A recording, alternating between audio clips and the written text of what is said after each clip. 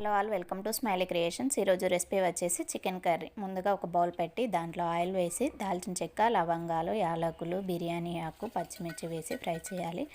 అవి ఫ్రై అయ్యాక ఆనియన్స్, పుదీనా వేసి మరోసారి ఫ్రై చేయాలి. అవి మంచిగా ఫ్రై అయ్యాక దాంట్లోనే కొద్దిగా అల్లం వెల్లుల్లి పేస్ట్ వేసి పచ్చివాసన పోయేంత వరకు ఫ్రై చేసి కొద్దిగా పసుపు వేసి 3-4 మిరియాలు వేసి కడిగి పెట్టుకున్న చికెన్ని వేసి ఒకసారి బాగా కలుపుకొని దాంట్లోనే ఒక టమాటా, చిన్న సైజు టమాటా కట్ చేసి వేసుకోవాలి. తర్వాత మూత పెట్టి ఒక 10 నిమిషాలు మగ్గినాక దాంట్లో రుచికి సరిపడా కారం, ఉప్పు, బిర్యానీ మసాలా వేసి చికెన్ మసాలా వేసి ఒకసారి మొత్తం కలిసేలా బాగా కలుపుకోవాలి. ఇలా కలుపుకున్నాక మూత పెట్టి ఒక 10 నిమిషాలు మగ్గినాక కొబ్బరి పొడి వేసి మొత్తం కలుపుకొని కొద్దిగా వాటర్ పోసి మరోసారి మూత పెట్టి చిక్కగా అయ్యేంత వరకు ఉంచుకోవాలి. తర్వాత కొద్దిగా ధనియాల పౌడర్ వేసి ఒక 5 నిమిషాలలో మగ్గినాక స్టవ్ ఆఫ్ చేసుకుంటే అంతే, ఎంతో టేస్టీగా ఉండే చికెన్ కర్రీ